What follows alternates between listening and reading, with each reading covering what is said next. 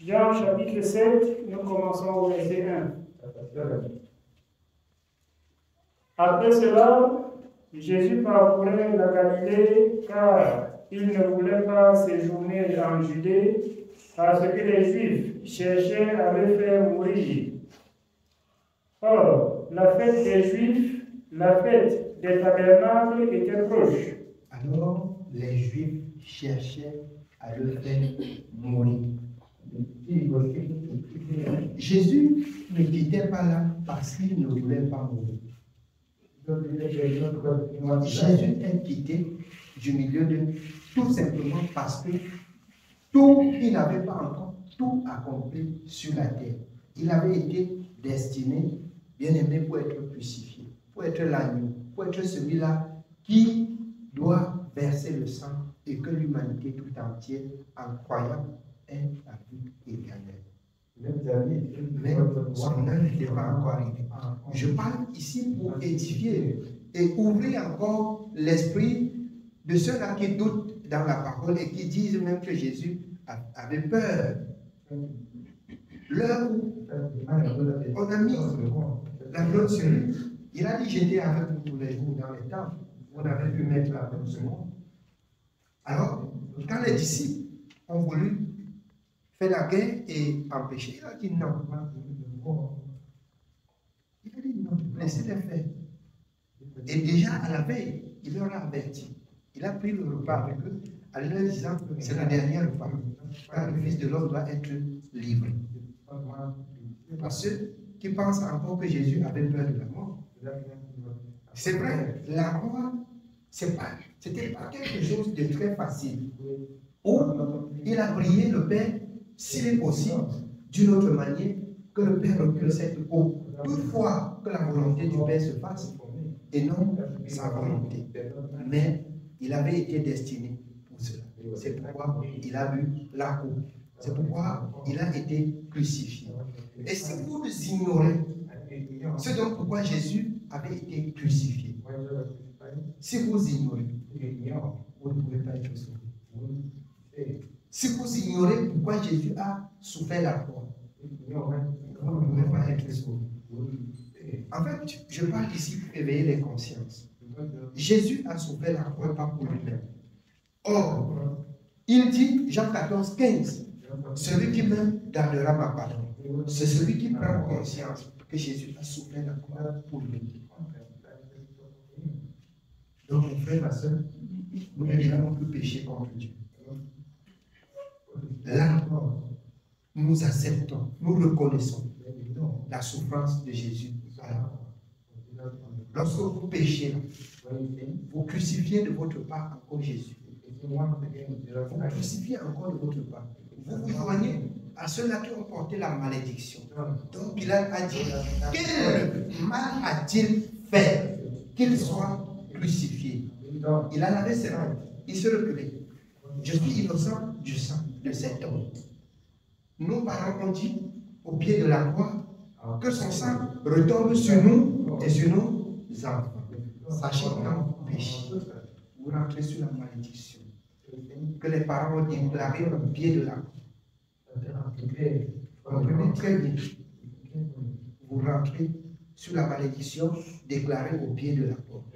Que ça retombe sur nous et sur nos enfants. C'est dans le livre de Matthieu où Pilate a lavé les mains et se reculé. Matthieu chapitre 27, nous commençons au verset 17. Comme ils étaient assemblés, Pilate leur dit: lequel voulez-vous que je vous relâche? Que Dieu soit béni. Moi, je suis un homme qui marche par l'esprit. Or, il faut comprendre le contenu de la chose. Il faut comprendre. Parce qu'il fallait, à chaque fête des Juifs, relâcher une personne. Et là, dans le livre de Jean 7, on parlait de la fête des Juifs qui était proche. Oui. Lequel voulez-vous que je vous relâche? Barabbas ou Jésus qu'on appelle Christ? Car ils savaient que c'était par envie qu'ils avaient livré Jésus. Pendant qu'il était assis sur le tribunal, sa femme lui fit dire qu'il n'y ait rien entre toi et c'est juste. Amen. Écoutez, sa femme l'avertit qu'il n'y ait rien entre toi et ce juste. Ne commettez pas l'erreur d'écouter le juste, de voir le juste et d'entrer encore dans des problèmes avec lui. Qu'il n'y ait rien entre toi et ce juste. Écoute bien. Qu'il n'y ait rien entre toi et ce juste. Oui, on continue. Car aujourd'hui, j'ai beaucoup souffert en songe à cause de lui. J'ai beaucoup souffert en songe à cause de lui. Oui. Les principaux sacrificateurs et les anciens persuadèrent à la foule de demander Barabbas et de faire périr Jésus. Le gouverneur, prenant la parole, leur dit: lequel des deux voulez-vous que je vous relâche? Ils répondirent: Barabbas. Pilate leur dit: que ferai-je donc de Jésus qu'on appelle Christ? Tous répondirent: qu'il soit crucifié. Tous répondirent qu'il soit crucifié. Oui.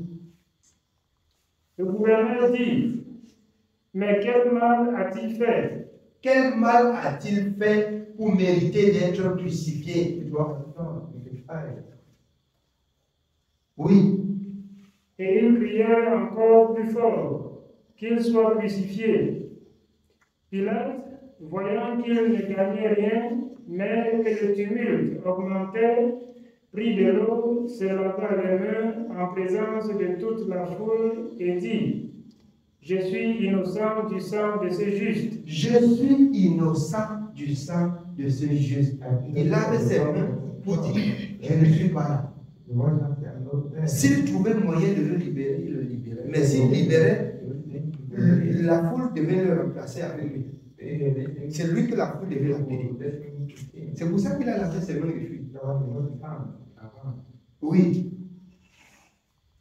Je suis innocent du sang de ce juste. Cela vous regarde. Et tout le peuple répondit: que son sang retombe sur nous et sur nos enfants. Écoutez bien, que son sang retombe. Le peuple, il s'agit de nos parents. Il s'agit de nos parents au pied de la croix. Nous sommes issus d'une seule personne, Adam et Ève. Et c'était nos parents, nos grands-parents au pied de la croix. Que son sang retombe sur nous et sur nos enfants. C'est pourquoi, si, ayant rencontré Jésus, vous retournez à la malédiction du péché, alors vous attirez sur vous la malédiction de la croix. Parce que l'ayant connu, ayant appris tout ce qui s'est passé avec lui à la croix, vous revenez à le régner en vous joignant du côté de vos grands-parents à la croix. C'est une malédiction. C'est une malédiction.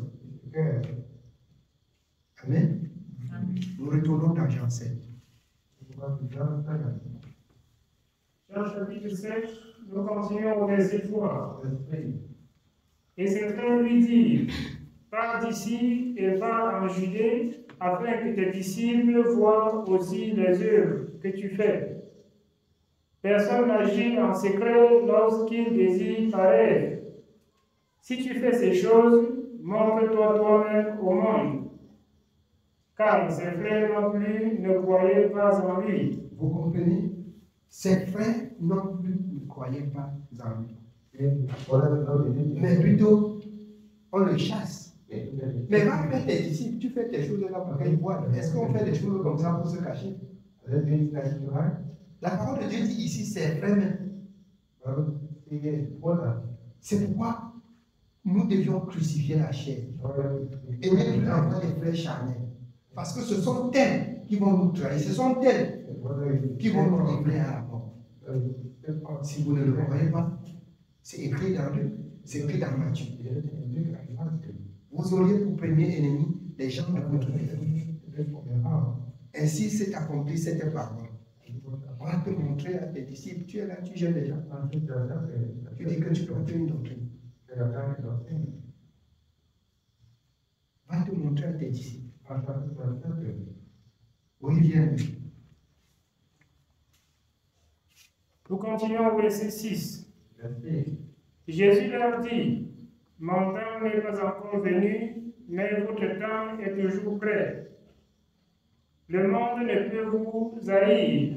Moi, il me hait, parce que je rends de lui le témoignage que ses œuvres sont mauvaises. Vous pouvez comprendre avec certitude pourquoi on peut souffrir quand on dit la vérité. Le monde ne peut vous haïr. Parce que vous êtes du monde et vous soutenez ce qui est du monde. En disant la vérité, je suis préparé à être combattu par le monde. Mais je n'ai pas peur, j'appartiens à Dieu. Je n'ai pas peur, mon sauveur est là. Jésus a promis de me défendre jusque dans l'éternité. Tous les jours de la vie, l'ennemi n'a plus de pouvoir sur ma vie. Tant que j'honore et j'obéis à la parole de mon Dieu, je ne crains plus rien. Je ne crains plus rien. Quand la mère avait entendu, ton père disait toujours comme ça, on l'a tué. Est-ce que mon père servait Dieu?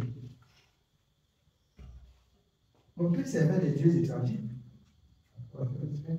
Il servait les dieux étrangers. Mais je sais le Dieu vivant.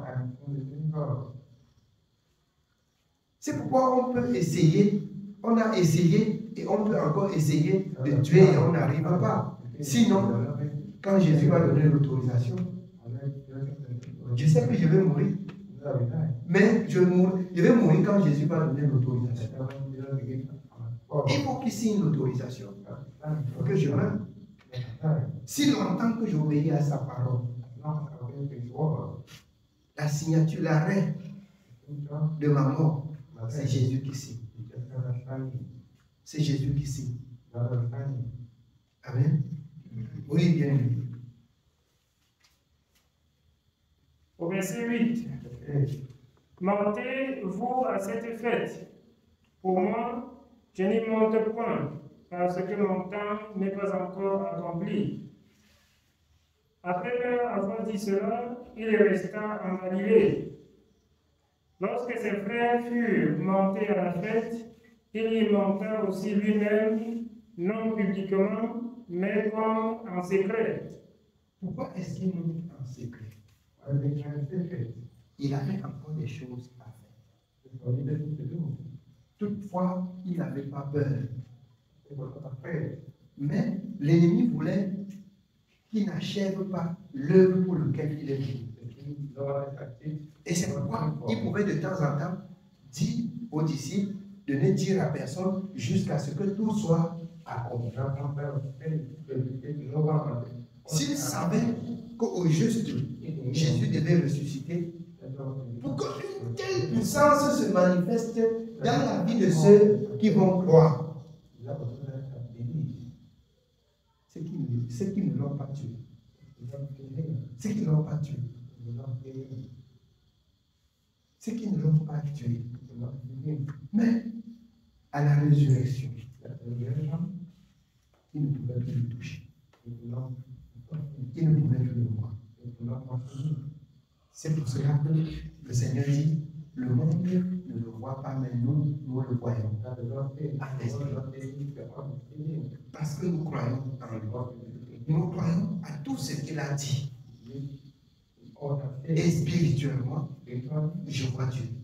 Quand il agit dans ma vie, je ressens sa présence. Je le vois dans des actions. Il défend ma cause. D'une ou d'une autre manière, il défend. Et il défend ainsi la cause de tous ceux qui croient et qui mettent en pratique sa parole. Il se manifeste. Il est esprit. Il est Dieu. Il est esprit. Alors, l'Éternel, notre Dieu, a dit à Moïse, personne ne peut voir Dieu et vivre. la preuve de sa résurrection. Il se montrait aux disciples. S'il ne se montrait pas aux disciples, personne ne croirait que Jésus est ressuscité vraiment. C'est la raison pour laquelle il se montrait aux disciples. Regardez Thomas, si je ne le vois, si je ne vois les marques de clous, si je ne vois, alors dans Luc 24, approche, mets la main sur la côte qui est versée. Regarde, je crois bien. Heureux ceux-là qui vont croire dans toutes les nations, en quelque lieu que ce soit, sans voir. Il va se manifester dans leur vie.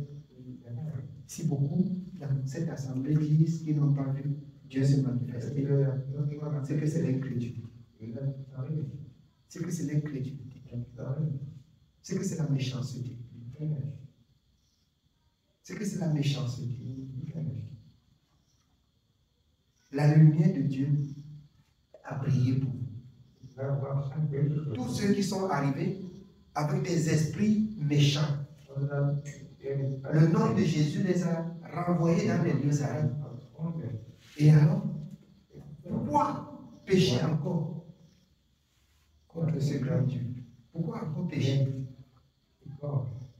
Pourquoi ne pas témoigner ça? Pourquoi ne pas prier que les gens entendent comme cette femme samaritaine dans Jean 4? Elle est sortie dans la ville, elle a crié partout dans la ville. Venez voir un homme qui a dit tout ce que j'ai fait. Ne serait-ce point le Christ? C'est pourquoi Esaïe dit à la loi et au témoignage, Esaïe 8, 20. Si vous ne dites pas ainsi, il n'y aura point d'aurore pour le peuple. Le peuple ne peut pas être éclairé. Le peuple ne peut pas croire que ce qu'on dit est vrai. Ils ne peuvent pas croire que ce qu'on dit est vrai. C'est pourquoi la bien-aimée rendait beaucoup de témoignages avec beaucoup de souffrances qu'elle a endurées. Les gens disent que donc à l'église, là, on voit seulement elle. C'est seulement elle qui rend témoignage. C'est parce que c'est seulement elle qui a beaucoup souffert. C'est parce que Jésus a aussi beaucoup agi dans sa vie. Et le témoignage, c'est ce que nous entendons. Nous sommes là pour témoigner. Pour dire, venez voir quelqu'un qui m'a détaché des liens de la mort. Venez l'entendre. Venez l'écouter. Il peut vous donner Dieu. Il peut vous donner la vie. C'est pour cela qu'il faut bien aimer témoigner. À un moment donné, quand un témoigne, on croit que c'est le mensonge. Quand un témoigne, on croit que c'est le mensonge. Or, je me souviens de ce moment où je priais pour un jour et demi. J'étais attaqué jusqu'à même dans la journée. Jusqu'à même dans la journée. Dans la journée même là, on pouvait serrer ma peau. C'est pour cela que je peux chanter aujourd'hui. Je n'ai pas peur. Jésus a fait cette preuve dans ma vie. Il a manifesté cette preuve dans ma vie. Qu'il ne peut pas me laisser être dévoré par l'ennemi. Il ne peut pas me laisser être dévoré par l'ennemi. Mais je dois seulement être sage. Quand les gens entendent cela, ils viennent, impose-moi les mains. Non. Personne n'a demandé à Jésus d'imposer les mains sur lui. Et Jésus m'a enseigné de ne pas poser les mains, imposer les mains avec précipitation. Mais je vous exhorte, l'apôtre Paul a dit aux autres qu'il n'est pas venu pour le baptême, mais il est venu pour enseigner la parole. Et si la parole de Dieu pénètre les cœurs, c'est la parole de Dieu qui libère. C'est elle qui délivre. Nous sommes là pour instruire, pour exhorter, pour dire aux enfants de Dieu comment faire pour se détacher des liens dont ils ont pris pour entourer leur corps avec. Ce n'est pas que nous venons souffler sur ça la foule et l'ennemi détache. Non. Vous croyez et Jésus confirme votre croyance, vous devenez libre. Vous connaîtrez la vérité et la vérité vous affranchira. Dieu confirme sa parole. Lorsque vous lisez dans le livre des Actes des Apôtres, il confirmait sa parole entre les mains des apôtres par des signes, des prodiges et des divers miracles. Pour attester que oui, c'est moi qui ai dit cela. C'est moi qui ai dit cela. Aujourd'hui, on est incrédule. Et on pense que, mais tellement comme la femme là souffrait et que Dieu l'a délivré, il faut qu'on aille voir le monsieur là, s'il peut nous toucher. Regardez, moi là. Il n'y a rien en moi qui chasse l'esprit. Si ce n'est l'esprit de Dieu qui éloigne l'esprit, pour ceux aussi qui croient,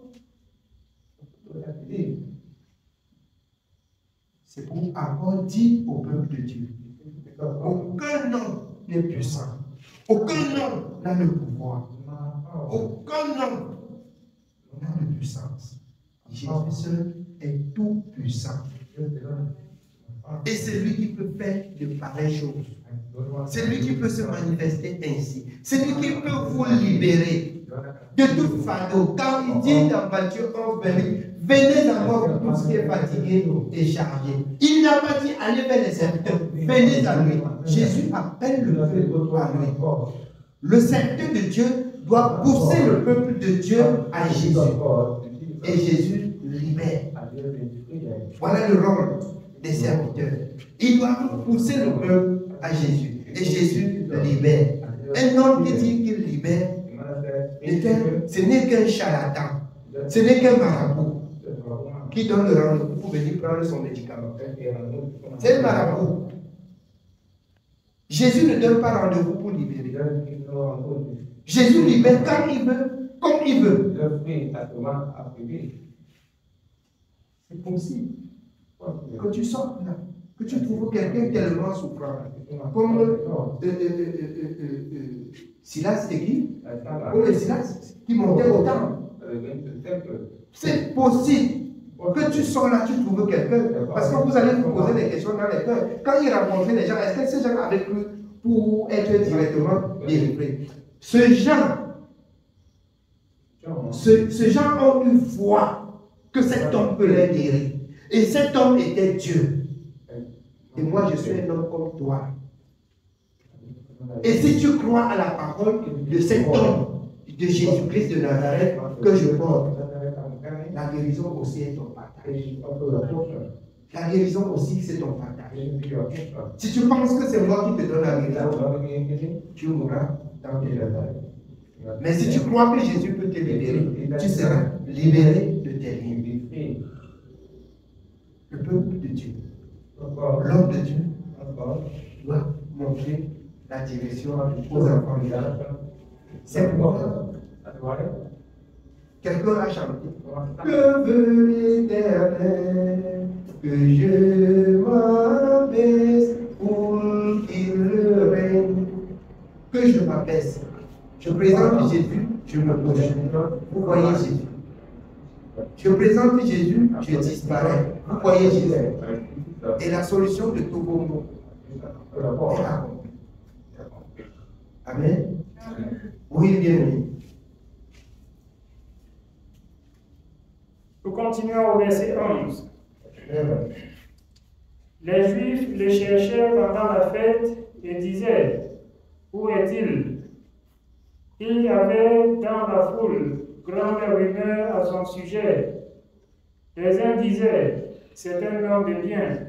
D'autres disaient, non, il regarde la multitude. Bien-aimé, vous voyez, si tout le monde vous accepte, il faut bien vous poser la question. Il faut bien vous poser la question à savoir que juste si vous êtes avec Dieu,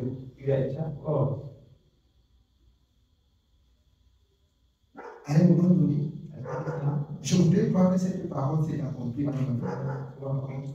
Quand j'ai dit voici ce que le Seigneur a dit, il se croit où? Il se prend pour qui? Et alors, chacun peut murmurer. Si le calme est revenu à Douala, écoutez bien, c'est que ce n'est qu'une puissance de la face de Jésus-Christ de Nazareth. Ce n'est qu'une confirmation de sa part par sa parole. Ce n'est pas mon intelligence, ce n'est pas ma sagesse, mais c'est la parole. C'est la parole. Afin que ceux-là qui, dans quelque lieu que ce soit, reviennent à la parole, retrouvent cette même paix et cette même bien-aimée amour qu'on avait auparavant. C'est pourquoi vous n'avez pas compris le sens de ce que j'ai dit. Si quelqu'un m'aime, c'est bien. Si même, après il ne m'aime pas, après il m'aime encore. C'est que ça va. Parce que par moment, on peut se tromper. Par moment, on peut se tromper. Et c'est la raison pour laquelle le Seigneur te dit, si ton frère a péché contre toi, il vient demander pardon. Si tu ne lui acceptes pas son pardon, toi aussi tu ne seras pas pardonné. Jésus n'est pas venu pour les gens. Jésus est venu pour les pécheurs. Jésus est venu pour les pécheurs. Amen. Oui, bien dit. Verset 13. Personne toutefois ne parlait librement de lui, après les Juifs. Vers le milieu de la fête, Jésus monta au temple et il enseignait. Les Juifs s'étonnèrent, disant, comment connaît-il les Écritures, lui qui n'a point étudié? Nous voici. Il n'est pas allé à l'école. Il va enseigner nos lectures. D'autres ont choisi le pasteur. Mais Jésus, il choisit aussi les signes. Et il est rempli de l'esprit. Il est rempli de sagesse. Il est rempli de la parole. Il a dit ça. Qu'il était rempli du Saint-Esprit. Et qu'il expliquait les Écritures à ceux qui avaient beaucoup étudié, mais qui ne comprenaient pas. Je me souviens, quand il a rencontré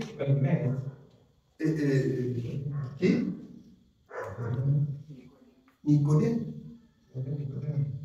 et dit à Nicodème, si tu ne nais de nouveau, Nicodème n'a pas compris le sens. Comment naître de nouveau? Tu ne peux hériter le royaume. Mais c'est compliqué. Le mécanisme là est compliqué. C'est compliqué. Et ça reste la même raison jusqu'aujourd'hui. Les gens baptisent à l'extérieur par immersion. Si on les attaque, ils vont dire, nous avons baptisé par immersion. Nous verrons Dieu. Sous prétexte que Jésus aussi a baptisé dans l'eau. Mais ils n'ont pas reçu l'enseignement de ce qui en fait le baptême par immersion. Quand tu n'as pas reçu l'enseignement, quand tu ne connais pas pourquoi, c'est que tu t'es lavé tout simplement. Tu t'es lavé tout simplement. Tu ne t'es pas baptisé. C'est pourquoi il faut comprendre la chose. C'est pourquoi il faut comprendre bien.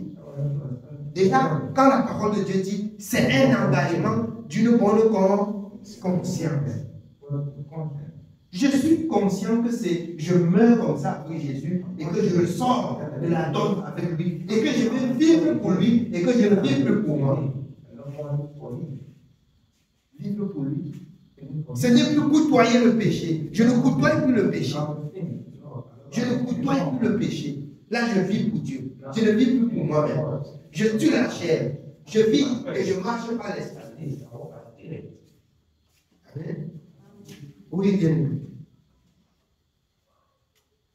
Nous sommes au verset 16. Jésus leur répondit, ma doctrine n'est pas de moi, mais de celui qui m'a envoyé. Amen. Afin que nous comprenions ce dont pourquoi je disais, un homme de Dieu, présente le peuple de Dieu à Dieu. Jésus, venant dans la chair, toutefois il ne se glorifiait pas lui-même. Sa doctrine ne vient pas des hommes, ça ne vient pas de lui, ça vient de celui qui l'a envoyé. Si Jésus m'a choisi, être un serviteur. Ma doctrine doit venir de Jésus. Mon enseignement doit venir de Jésus. Mon enseignement doit se reposer sur Jésus. En dehors de ça, c'est que je me prêche moi-même. C'est que je me prêche moi-même. Amen. Oui, bien aimé. Si quelqu'un veut faire sa volonté, il connaîtra si ma doctrine est de Dieu ou si je parle de mon chef. Celui qui parle de son chef cherche sa propre gloire, mais celui qui cherche la gloire de celui qui l'a envoyé, celui-là est vrai et il n'y a point d'injustice en lui. Il n'y a point d'injustice en lui. Je recherche la gloire qui va agir. C'est la raison pour laquelle je vous dis, je ne vous aime pas dans le péché. Je ne vous aime pas. C'est la raison pour laquelle je vous dis la vérité.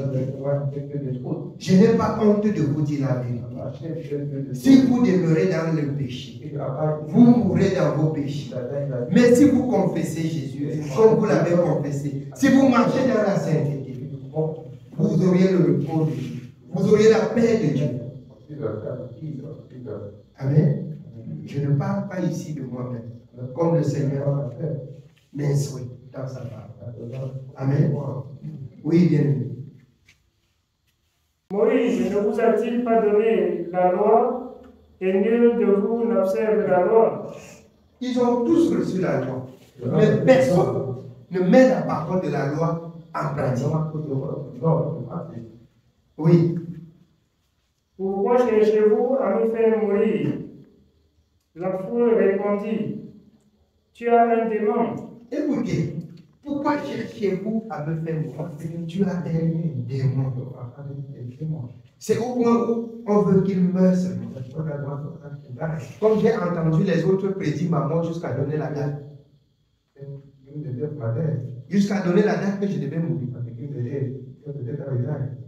Et c'est ainsi les difficultés que le Seigneur a rencontrées.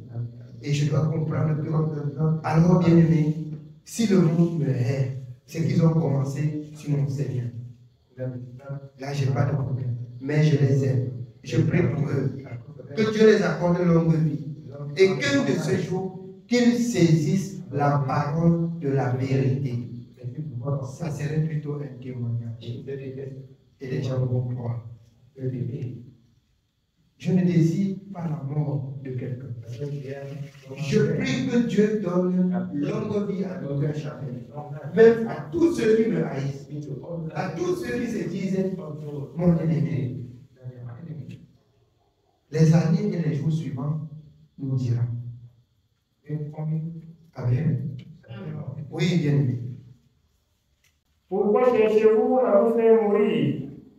La foule répondit, tu as un démon. Qui est-ce qui cherche à te faire mourir?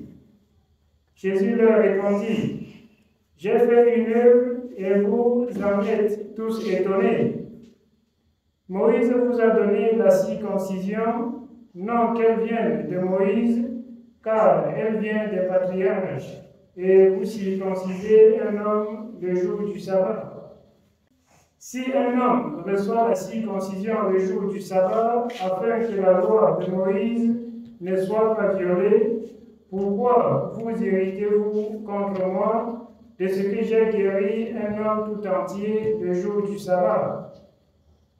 Ne jugez pas selon l'apparence, mais jugez selon la justice. Quelques habitants de Jérusalem disaient, n'est-ce pas là celui qui cherche à faire mourir? Et voici, il parle librement, et ils ne lui disent rien. Est-ce que vraiment les chefs auraient reconnu qu'il est le Christ? Cependant, celui-ci, nous savons d'où il est, mais le Christ, quand il viendra, personne ne saura d'où il est. Quand le Christ va venir, une personne ne saura d'où il est. Mais la femme samaritaine a détecté le Christ. Elle est allée témoigner devant les incrédules.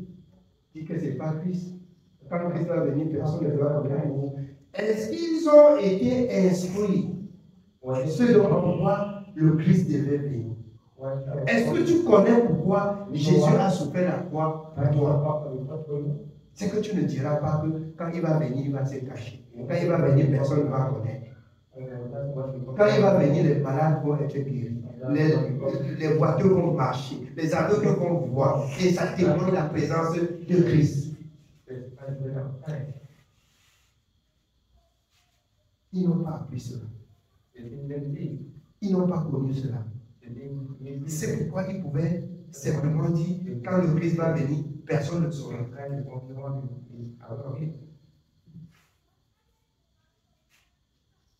Or, la parole ne nous disait pas que le Christ était le vent. Quand le Christ devait venir, les yeux des aveugles devaient s'ouvrir. La lèvre des gens devaient être purifiés de la lèvre. Les boiteux devaient marcher. Les malades devaient être guéris. Cette femme qui a perdu le sang pendant 12 années, elle a été guérie.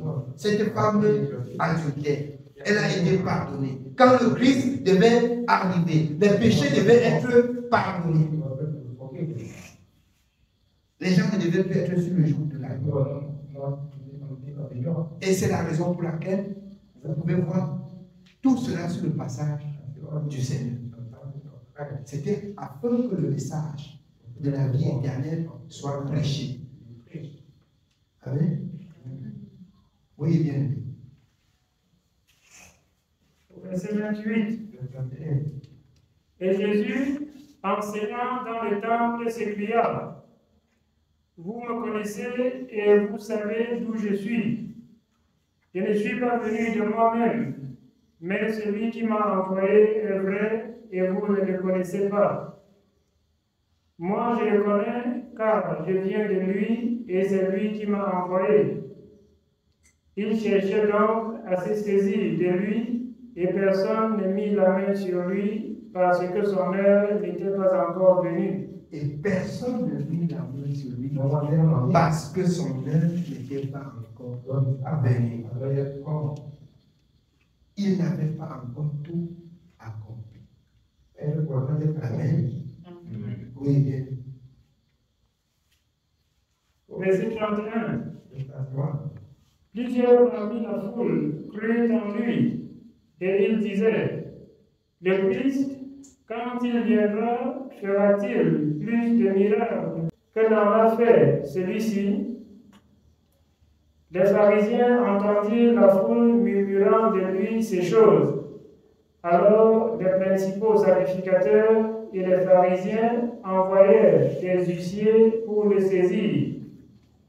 Jésus dit: Je suis encore avec vous pour un peu de temps, puis je m'en vais vers celui qui m'a envoyé. Vous me chercherez et vous ne me trouverez pas, et vous ne pouvez venir où je serai. Sur quoi les Juifs dirent entre eux: Où ira-t-il que nous ne le trouvions pas? Ira-t-il parmi ceux qui sont dispersés chez les Grecs et enseignera-t-il les Grecs? Que signifie cette parole qu'il a dite: Vous me chercherez et vous ne me trouverez pas, et vous ne pouvez venir où je serai? Le dernier jour, le grand jour de la fête, Jésus, se tenant debout, s'écria: Si quelqu'un a soif, qu'il vienne à moi et qu'il boive. Celui qui croit en moi, des fleuves d'eau vive couleront de son sein, comme dit l'Écriture.